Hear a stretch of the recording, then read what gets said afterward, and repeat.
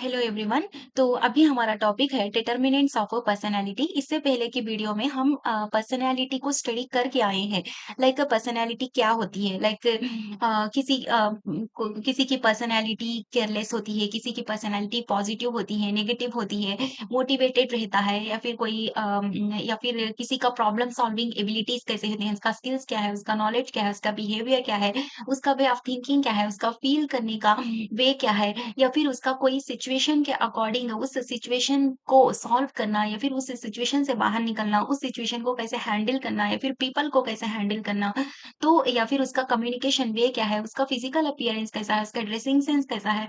सो ये सारी चीजों को पर्सनैलिटी कहते हैं। हम अब तक ये स्टडी करके आए हैं। लेकिन ये जो सारी चीजें हैं कि कोई केयरलेस है तो कोई प्रोएक्टिव है, कोई मोटिवेटेड है तो बिल्कुल भी किसी के अंदर मोटिवेशन नहीं है, कोई बहुत अच्छे से पोलाइटली बिहेव कर रहा है तो बहुत कोई र्यूडली बिहेव कर रहा है, तो ये बहुत डिफरेंट है पर्सनैलिटीज। ठीक है, सबकी अपनी अपनी पर्सनैलिटी डिफरेंट होती है, ये हम पढ़ के आए हैं। लेकिन ये डिफरेंट क्यों होती है? ये कोई ऐसे रीजंस हैं क्या जिनकी वजह से सबकी अपनी पर्सनैलिटी डिफरेंट होती है? तो इन चीज़ों के बारे में हम यहाँ पे पढ़ेंगे, ठीक है? सबकी पर्सनैलिटी डिफरेंट होती है, लेकिन वो कुछ रीजंस हैं पीछे, कुछ फैक्टर्स हैं पीछे, उन फैक्टर्स की वजह से पर्सनैलिटी इन्फ्लुएंस होती है, ठीक है? तो वो फैक्टर्स को ही हम क्या कहते हैं? डिटर्मिनेंट्स कहते हैं, ठीक है? उन फैक्टर्स को ही हम क्या कहते हैं? डिटर्मिनेंट्स कहते हैं। तो डिटर्मिनेंट्स ऑफ पर्सनैलिटी पढ़ेंगे अब हम। सिंपल वर्ड्स में डिटर्मिनेंट्स ऑफ पर्सनैलिटी वो रीजंस होते हैं जो डिसाइड करते हैं कि हम कैसे इंसान बनेंगे, ठीक है? ऐसे फैक्टर्स, ऐसे रीजंस या फिर ऐसे डिटर्मिनेंट्स आप कह सकते हैं जिन जो डिसाइड करते हैं कि किसी भी इंसान की पर्सनैलिटी कैसे बनेगी। तो सबके अपने-अपने अलग-अलग फैक्टर्स होते हैं, क्योंकि सबका खानदान अलग होता है, सबका रिलीजियन अलग होता है, सबका एनवायरनमेंट अलग होता है, सबके सिचुएशंस अलग होते हैं, सबके एक्सपीरियंसेस अलग होते हैं। सो यही फैक्टर्स हैं जिनकी वजह से हमारी पर्सनैलिटी, एक पर्सन की पर्सनैलिटी बिल्ड होती है। उन्हीं फैक्टर्स को हम डिटर्मिनेंट्स कहते हैं। Got it? एंड देन अब यहाँ पे क्या है? Determinants of personality are the factors that influence and shape an individual's thoughts, behavior and overall personality. तो डिटर्मिनेंट्स ऑफ अ पर्सनैलिटी मतलब ऐसे फैक्टर्स हैं, ऐसे डिटर्मिनेंट्स हैं पर्सनैलिटी के जो इन्फ्लुएंस करते हैं, एक पर्सनैलिटी को शेप करते हैं। लाइक उनके थॉट्स को, उनके बिहेवियर को, उनकी ओवरऑल पर्सनैलिटी को शेप करते हैं, उन्हीं को हम क्या कहते हैं? डिटर्मिनेंट्स। जैसे एक एम्प्लॉय कॉन्फिडेंट है या शाई है, डिसिप्लिन्ड है या केयरलेस है, ये सब उसकी पर्सनैलिटी के डिटर्मिनेंट्स पर डिपेंड करता है। तो समझ में आया? एम्प्लॉयज हैं, बहुत सारे एम्प्लॉयज हैं एक वर्क प्लेस में। तो ये कोई एम्प्लॉय कॉन्फिडेंट है, कोई एम्प्लॉय शाय है, कोई एम्प्लॉय केयरलेस है, तो कोई एम्प्लॉय डिसिप्लिन्ड है। तो ये क्यों है? ये क्यों इतना डिसिप्लिन्ड है? ये क्यों इतना केयरलेस है? ये क्यों इतना कॉन्फिडेंट है? क्यों इतना शाय है? क्योंकि कुछ फैक्टर्स हैं, उन्हीं फैक्टर्स की वजह से, डिटर्मिनेंट्स की वजह से ये डिसाइड होता है। तो जैसे कि family, environment and situation. Determinants of a personality क्या है? तो ये 5 फैक्टर्स हैं जो हमारी पर्सनैलिटी को शेप करते हैं, हमारी पर्सनैलिटी को इन्फ्लुएंस करते हैं, हमारी पर्सनैलिटी को बिल्ड करते हैं, हमें एक इंसान बनाते हैं, ठीक है? तो वही क्या है? Biological factors, cultural factors, family factors, social factors and situational factors. अब पहले हम पढ़ेंगे biological factors. Biological factors means हमें पता है कि हमारा जो बॉडी है वो बायोलॉजिकली क्रिएट हुआ है, ठीक है? हमारे क्रिएटर ने हमारी बॉडी को बायोलॉजिकली क्रिएट किया है, लाइक इसमें डीएनए से पता नहीं क्या-क्या है। और तो ठीक है, तो personality is influenced by inborn qualities like intelligence, energy level and temperament. तो ठीक है, क्या है? हमारी जो भी पर्सनैलिटी है ना, वो बायोलॉजिकली ही बाय इनबॉर्न में ही हमें क्या क्वालिटीज़ हमारे अंदर आ जाते हैं। लाइक हमारी इंटेलिजेंस हो गया, तो वो इंटेलिजेंस हमें बाय बॉर्न हमें मिल जाएगा, ठीक है? जैसे इनबिल्ट फंक्शंस होते हैं लैपटॉप में, सेम ऐसे ही एक इंसान के अंदर में भी ये हमारे एबिलिटीज़ हैं, जो कि फंक्शंस हैं, जो कि हमें मिल जाते हैं। हमें ये कैपेबिलिटीज़ मिल जाते हैं, जैसे कि इंटेलिजेंस है, हमारी एनर्जी, हमारा लेवल, ये सारी चीज़ें, ठीक है? अब definition, these are inherited traits from parents through genes that affect and employees a natural behaviour, ठीक है?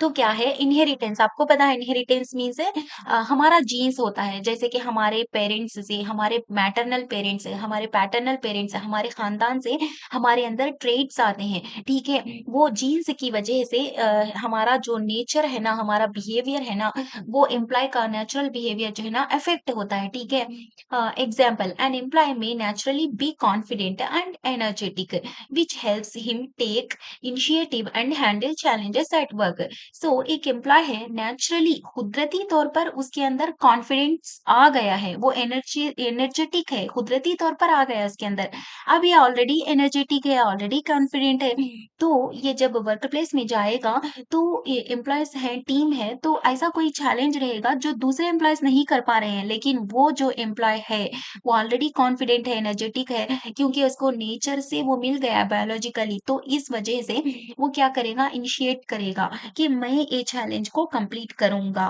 ठीक है वो इनिशिएट कर रहा है क्योंकि ये इसका बायोलॉजिकल फैक्टर है जिससे उसको उसको कॉन्फिडेंस मिल गया एनर्जी मिल गई उसको इंटेलिजेंस मिल गया उसको एनर्जी मिल गई सारी चीजें मिल गई ठीक है अब यहाँ पे कल्चरल फैक्टर्स आ जाएंगे अब स्टेटमेंट है culture shapes and employees values beliefs and behaviour cultural factors आपको पता है मतलब हम सबका कल्चर डिफरेंट होता है ठीक है हमारे भी कुछ वैल्यूज होते हैं हमारे भी कुछ बिलीव्स होते हैं वैल्यूज वो होते हैं जैसे कि हम सच बोलना है झूठ नहीं बोलना है ऑनेस्टी से रहना है सो ये सारी चीजें हमारे वैल्यूज हैं बिलीव्स क्या है बिलीव उसको कहते हैं जिसको हम देखते नहीं लेकिन उसको हम अज्यूम करते हैं मतलब उसको हम मानते हैं जैसे कि हम मानते हैं कि हमारा क्रिएटर है ये हमारा बिलीफ है ठीक है तो सबके अपने अपने बिलीव्स होते हैं उनका एक बिहेवियर होता है ठीक है it includes traditions customs language religion and social norms that influence thinking and actions like हमारा कल्चर में क्या है हमारे पास ट्रेडिशंस हैं लाइक हमारे हम जैसे ट्रेडिशनल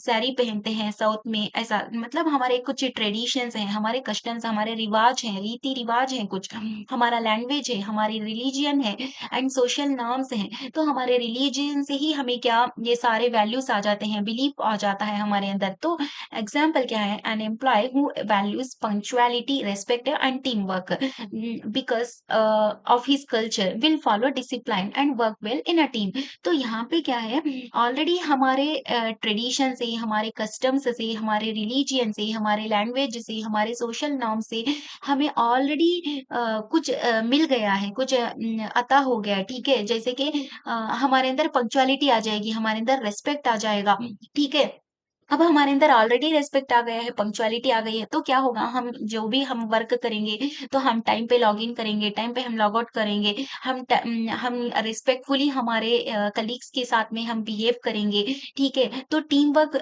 में भी जो भी होगा ना, टीम वर्क में भी जब होगा तो हम डिसिप्लिन मेंटेन करेंगे कि देखो मुझे दूसरों को प्रॉब्लम नहीं देना है, ठीक है? अच्छे से वर्क करना है, मुझे डिसिप्लिन से वर्क करना है, सो रिस्पेक्टफुली दूसरों के साथ हमें रहना है। सो ऑलरेडी ये हमारे पास में कल्चरल फैक्टर्स आ जाने की वजह से हम अच्छे से टीम में बिहेव करेंगे, ठीक है? अब फैमिली फैक्टर्स आ जाएँगे, like family environment and upbringing play a major role in personality development. Like होता है, अभी मैंने आपसे बताया था इससे पहले कि जब हम हॉस्टल जाते हैं तो हमें रूममेट्स के साथ में हमारा रूम शेयर करना पड़ता है। ये अलग बात है कि हम फ्रेंड्स के साथ बाहर घूमने जा रहे हैं, वो अलग बात है। लेकिन जब आप किसी हॉस्टल में रहोगे, पीजी में रहोगे, तो सबके साथ में आप किसी और के साथ में जो अपन दूसरी फैमिली से वो अपब्रिंगिंग उनका हुआ है और आए हैं, सबका अलग-अलग अपब्रिंगिंग हुआ है, तो वहाँ पे आपको एडजस्ट करना पड़ेगा। सबका अपना लाइफ़स्टाइल होता है, ठीक है? तो यहाँ पे क्या है डेफिनेशन में पेरेंटिंग स्टाइल है उनके फैमिली वैल्यूज है उनका लव उनका care and support received from family influence and employees personality तो हर एक एम्प्लॉय की जो पर्सनैलिटी होती है ना वो कैसे इन्फ्लुएंस होती है उनके फैमिली से उन्हें जितना सपोर्ट मिल रहा है तो अगर उनको जितना भी प्रॉब्लम है अगर फैमिली में इश्यूज आ रहे हैं कुछ भी आ रहे हैं फिर भी उनको सपोर्ट मिल रहा है उनको केयर मिल रहा है लव मिल रहा है तो वो क्या करेंगे वो उनके पास वर्क लाइफ बैलेंस होगा उनको कोई टेंशन नहीं होगा अपने घर का, तो वो आराम से वर्क का जितना भी प्रेशर होगा, वो प्रेशर को वो टॉलरेट कर पाएँगे। वो उनके लिए बियरेबल होगा एंड वो आराम से वो जो भी टास्क है, वो टास्क को वो आराम से कंप्लीट कर पाएँगे, ठीक है? क्योंकि ऑलरेडी उनको फैमिली से वो लव, वो केयर मिल रहा है, ठीक है? तो अब ये अच्छे से पर्सनैलिटी देखो, यहाँ पे family is more confident, responsible and handles the work pressure better, ठीक है? एक सपोर्टिव एंड डिसिप्लिन्ड फैमिली मिलने की वजह से वो जितना भी प्रेशर मिल रहा है ना, वो आराम से उसको हैंडल कर पा रहे हैं और वो रिस्पॉन्सिबिलिटी भी अच्छे से निभा पा रहे हैं, ठीक है? अब सोशल फैक्टर्स आ जाएँगे। स्टेटमेंट में क्या है, interaction with others influences a personality. Social factors है, लाइक सोशल फैक्टर्स है, हमारी सोसाइटी हो गई, हमारा एनवायरनमेंट हो गया, तो ये सोशल फैक्टर्स हैं हमारे, जैसे कि हमारे फ्रेंड्स हैं, हमारे प्रोफेसर्स हैं, हमारी यूनिवर्सिटी है, हमारा कैंपस है कंपनी का।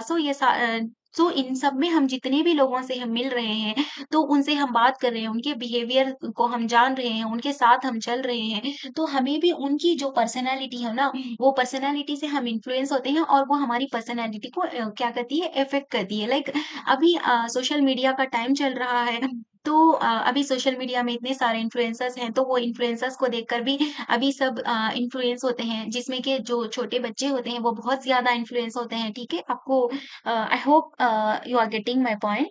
ठीक है। डेफिनेशन, फ्रेंड्स है, कलीग्स है एंड सोशल ग्रुप्स है and society affect and employees है, एटीट्यूड है, बिहेवियर एंड कम्युनिकेशन स्किल्स है। जैसे मैंने अभी आपको बताया कि कैंपस में आप बहुत सारे पर्सन से मिल रहे हैं, तो उनकी जो भी कम्युनिकेशन स्किल्स है, उनका बिहेवियर है, उनका एटीट्यूड है, उनका जो भी पर्सनैलिटी है, वो आपको अफेक्ट करेगी और आपके अंदर में भी वैसी पर्सनैलिटी बिल्ड होने के चांसेस होते हैं। Example, an employee working in a positive team becomes cooperative, develops good communication and learns new skills. तो एक एम्प्लॉयी है जो कि एक कोऑपरेटिव टीम में वर्क कर रहा था, ठीक है? लास्ट ईयर की कंपनी में, ठीक है? अभी वो न्यू कंपनी में स्विच हुआ है। तो जैसे लास्ट कंपनी में जो कोऑपरेटिव टीम मिलने की वजह से, उसको सपोर्टिव एनवायरनमेंट मिलने की वजह से उस पर्सन के अंदर, उस एम्प्लॉयी के अंदर ऑलरेडी पता चल गया कि अब जब भी न्यू टीम में जाएगा, वहाँ पे भी वो कोऑपरेटिव रहेगा, वो वहाँ पे भी कम्युनिकेशन अच्छे से सीखेगा, वहाँ पे भी स्किल्स सीखेगा, वहाँ के लोगों को सपोर्ट भी करेगा, वो भी ग्रो करेगा, उसके कलीग्स भी ग्रो करेंगे, ठीक है? अब यहाँ पे सिचुएशनल फैक्टर्स आ जाएँगे। तो डिफरेंट सिचुएशन से influence how an employee behaves. Like यहाँ पे सिचुएशन के अकॉर्डिंग कोई भी एम्प्लॉयी ही नहीं, कोई भी इंसान सिचुएशन के अकॉर्डिंग अपना बिहेवियर, अपनी पर्सनैलिटी चेंज कर लेता है, क्योंकि वो मजबूर होता है, ठीक है? वर्कप्लेस कंडीशंस लाइक प्रेशर है, डेडलाइन्स है, कॉन्फ्लिक्ट्स है और opportunities affect an employees reactions and behaviour.